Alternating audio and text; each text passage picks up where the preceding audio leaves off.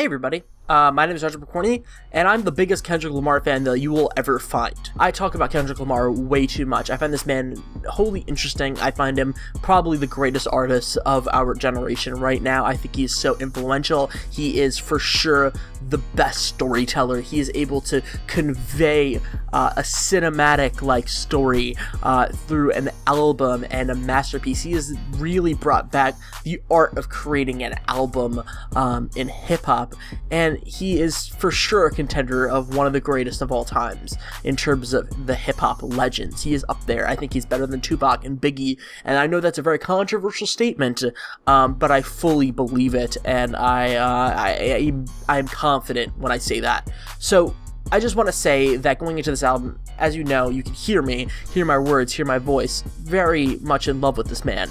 I think he's perfect. I think he has done a lot of amazing things. This is going to be me just ranting about this album, because I think this is what people need to talk about, because I'm the person that talks about Kendrick Lamar. So I think that I got to be honest with you guys and just be a little messy, just talk and just hang out. I'll try to edit this as much as possible, but let me just go back and tell you my thoughts on his other albums really quick.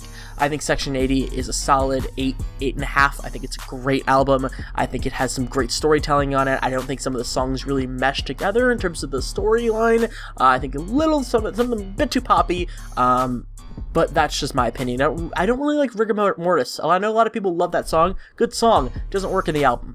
Moving on, he creates Good Commit City, which is for sure the album that he always wanted to create in Section 80. And that's an amazing album. That is a 9 to 10 out of 10 album. I think it's a 10 out of 10 the more I think about it. I think it's a masterpiece of storytelling. It is beautifully constructed as a story of what it's like to grow up in a hood, what it's like to have that feeling in you of all your friends, your family, everyone around you going down this dark, disturbing road, and you trying to balance that all. And To Pimp a Butterfly, the album after that, is, first of all, the best album that I've ever listened to in my life. It is personally changed me as a human being. I wouldn't be sitting here the way that I am without that album. It really got me out of a really dark and shitty place in my life. And it's amazing. I just think it's a perfect album. I can't say enough about it. It is very much the album of Kendrick and his descent into fame. Like, that's what this is. It is him dealing with fame and trying to reconcile, what does it mean to be famous? What does it mean to my family? What does it mean to my past? What does it mean to my community? That's what this album is, and it's just him trying to find himself, love himself, and finally come to that realization that with fame, without fame, you have to be strong, you have to be yourself, and you have to realize the forces and the powers that be around you. Untitled Unmastered is pretty much B-sides from that last album, so you don't have to worry about that. But now going into Damn, which is so different, such a left turn for Kendrick. The album cover is literally just a picture of him and the words Damn. There is nothing else to it. It is so in your face and poppy and not decidedly Kendrick Lamar. So this is why I am very scared. I was very scared going into this album. I talked about it to anyone that would listen, how I'm nervous about King Kendrick bringing on an album that has the lead single being Humble, which is this amazing, in-your-face song, but it is a song that is very poppy. It is Mike Will Made It produced, so it has this great trap banger beat, but there isn't much of a message there, at least that we can find, right? There's some surface level stuff when he says stuff about Photoshop and, you know, how he likes a girl with some stretch marks, right? Very on the level stuff. But there's nothing too deep there. And Kendrick, as we know from To Pimp a Butterfly and anything else before, he's all about triple entendres, really going deep on the concept. So I was a little bit nervous, but I was also very, very excited going into this album. And after a delay until April 14th, the album dropped, and I can confidently say right now, I'm recording this April 17th, maybe that's a little bit too much time to listen to it, maybe it's a little too little time to listen to it to really form an opinion. But my opinion right now, which I know will change in the future, but as of now, I think this album is a 9 out of 10 going on to a masterpiece. I really think this album is fantastic, and I think it is such an important part in Kendrick's discography. And I think that this is the change that Kendrick needed to do for multiple reasons. Let me just let me just go through the very basic reason why he might have needed to make this change, only for this album. He really doesn't have to do this forever, but for this album, I think it's very perfect. He is at the position to really take over the industry with everyone. Of course, he's world recognized. Everyone knows Kendrick Lamar, but he is not doing Drake numbers. But with this album, he is doing Drake numbers now. To Pimp a Butterfly, Good Kid, they did not do Drake numbers. They were not selling 500,000 copies in the first week. Damn is selling 500,000 copies in the first week. The reason why is because of the beat, the type of music. It is infectious. To Pimp a Butterfly is hard to listen to. It is a very dense and important album. Good Kid is rather poppy, but it's still a very dense and important album. It has a 13-minute double track, okay? So Damn is not that.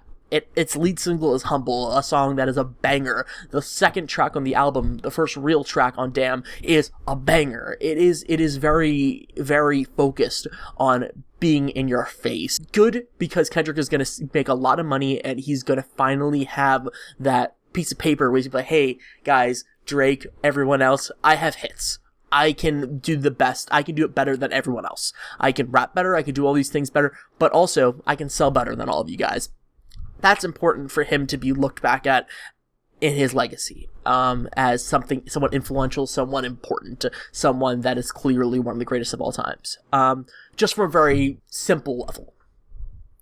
Moving past that, I haven't really understood the concept of this album. I'm going to be completely honest with you. I think that is really bullshit if someone out there is going to tell you that they understand this entire concept, because the concept is very loose. It is very all over the place, because for sure, at least what I'm getting from this album is that this is Kendrick, and this is what Kendrick goes through on a daily basis. And this is him from his point of view. And I think that this is trying to show the different dualities of what Kendrick Lamar goes through. Look back at Good Kid, Mad City. Look back at To Pimp a Butterfly. These are albums, and songs inside of these albums are mostly Kendrick Lamar telling you a story. He's telling you a story of a kid that grew up in Compton, or a kid like him that grew up in Compton, or you don't really know the line between storytelling and what is real. Especially in To Pimp a Butterfly, a lot of that is made up things. It is ideas. Him telling a story of a man doing this, a person doing this, a person screwing another person because they want to use them for their body. He doesn't say him. Sometimes he does, of course. There are certain songs like Blacker the Berry, which is all up in your face, talking about how he's the biggest hypocrite of 2015. All these things. But it is very much him telling a story. He is the mastermind, the puppeteer of these stories, okay? This album is him just expressing his anger. It is expressing his anger, his frustration with things, his duality, trying to show that he is a flawed human being. And that's why I think this album is so important in his discography. Because for so long we've seen him as a storyteller, this perfect, almost omnipresent being. Even if he were to express something that he did wrong, we wouldn't even look at it as that. We saw him as a storyteller. But now this seems like so personal and so real and so Kendrick that now we're learning more about him. He even has a line where he talks about how people don't really understand him and think that the person that they see on the internet is actually him. I feel like this is him. This is him finally coming out of that cocoon that he created in To Pimp a Butterfly and talks about, and he's trying to show everyone that he can not only do it better than everyone with these trap beats and these new instruments and this new sound that he's adopted, but also he can come out and he can say all these things about himself and be completely honest with everyone. And I think let's just talk about the first track, DNA. Right? That is a song that when you first hear it, it's like a punch to the fucking gut.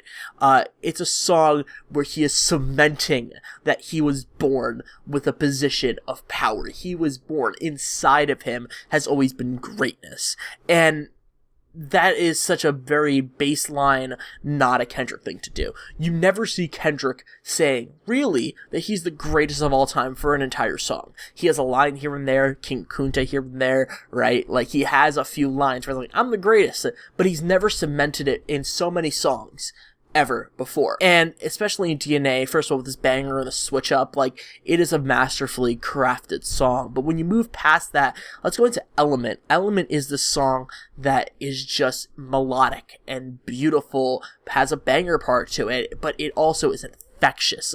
And when you get into the actual lyrical content of it, it really gets into Kendrick's duality. It talks about how Kendrick feels this greatness inside of him. He is born to be a king. King Kunta, King Kendrick. He was born in his DNA to be the best ever. And you suck. That's what he's saying in these songs. But then we move on from Element, from the first half of that album, to songs like Feel and Loyalty with Rihanna, where you get a lot more of introspective thoughts about Kendrick. He is kind of slowing his roll a bit and saying, I feel like the greatest, but also I'm having a lot of problems recently, or, I've been having this thought where I may be not the greatest at this. I think this really comes to a head at the song XXX later on in the album. I'm jumping ahead, of course, jumping around the album. But the song XXX, there's this amazing line, of course, with U2 in the song. We'll get to that later. But there's this amazing interaction that he has at the beginning of the song after the first bridge or chorus or whatever, where he talks to this person whose son was just killed. And they call him and they're like, hey, Kendrick, you're the best ever, you just made Tip and Butterfly, like, I need you to tell me how to rise above this. And Kendrick, instead of saying, listen, man, you gotta find Jesus, you gotta really forgive the killer, you need to really understand the circumstances, he says, I'm gonna be honest with you, buddy, if someone killed my kid, I would take a gat and kill them too. And he's like, I would do the same thing. I would kill them. Someone would be dead. Listen, hold up. I gotta talk to an assembly. And then he goes to an assembly and he's talking to kids about gun control and how important that is. So I think that is the key to this album. I think that is the one interaction that I think defines this album really, really perfectly, because it shows that Kendrick is this massive hypocrite sometimes. He is a human being. He has these emotions that aren't him talking about 3 different people's lives in this very grandiose way, like in Sing About Me. It isn't him talking about the world and how it's going to end in Mortal Man. It is him talking about how his life is fucked sometimes. And how he is not the best person for advice all the time. But then if you go back a few songs, he's telling everyone else to be humble and sit down, how he's the greatest of all time. So there is this inconsistency with him, and I think that this is why, damn, the cover is just so in your face. It is so him just being sad and just confused and just worn out. He just looks just out of it, because I'll tell you why, and I'm not trying to dig too deep in this. I'm not trying to be this person like, you gotta re-listen to the album backwards or whatever. I don't think that's what this is. I think that this is just him saying that this is my fucking life. This is what I go through. I go through the shit where I'm scared of not being creative. I'm scared that this next album's gonna be shit. I'm scared that my opinions are gonna ruin someone's life. I'm scared that my fame is going to ruin the community, that this is gonna create a bad image on Fox News when Geraldo talks about how hip-hop is worse than racism, and that was because of his name. That was because his name was thrown into the mix in his performance at the BET Awards. The reason I bring that up is because on DNA, Geraldo Rivera is sampled in the song and talked about in the song about how he's kind of a bitch. I cannot confirm or deny this report. I kind of like Geraldo Rivera, but that line that he says is kind of shitty. But moving on, then Kendrick has some really great, not only biblical references, because I think that this is a very almost coming to God album in a lot of ways. I don't think it's as religious as a lot of people think it is, especially with the Humble music video, but I believe there is a very big religious undertone to it, especially with the 7 deadly sins clearly being here. There's some of them are here, especially lust, and pride. Those are very important to the albums. I think they represent, of course, his downfall. These are the things that him and every rapper and every person of fame really deals with and tries to overcome. But he tries to balance that out with songs like Love, which is literally a love song, and him expressing what it means to be in love, for him at least, and that is right after the song Lust. So I think that this is more than likely trying to be the album of Kendrick explaining the duality of man, explaining that there's two parts to every person. There is the insecure, sad, depressed, angry person, but then there's also this person that has creative abilities, that is able to give back to the youth, that is able to be looked up to, that is able to make the president of the United States. And I think that's why this album is very important. That's why it's one of his best albums. That's why it is able to stand toe-to-toe to an album like Good Kid, Mad City and To Pimp a Butterfly in his discography, and it's definitely not the end. People are very scared this is going to be like a downfall in his discography. I don't think so at all. I think that this is a really fantastic album with amazing pop appeal, but also, as a fan, I think that this is really great pop rap done well, like, I think for sure. And he was able to get really great features on this. There's only 3 real features when we step out of production. We have Rihanna, Zachary, whatever his name is, and U2. U2 is used very sparingly to kind of offset the 2 verses on XXX. Zachary, whatever his name is very, very good on Love. Amazing vocal section. And Rihanna on Loyalty. Loyalty is an amazing song, and she really does an amazing job, not only rapping, but showing this different point of view, showing, doing this back and forth with Kendrick, almost like a dance. She's really great on this album. But if we were to say my favorite song on the album, I would say my favorite song on the album right now is either Element, which is just an amazing, infectious melody to it, or I would say Lust. I think that is a very important album for everyone to listen to right now. I think it is for sure better than anything that's out right now. It is better than Ed Sheeran. It is better for sure than Drake. Listen to this album. Give Kendrick Lamar a chance.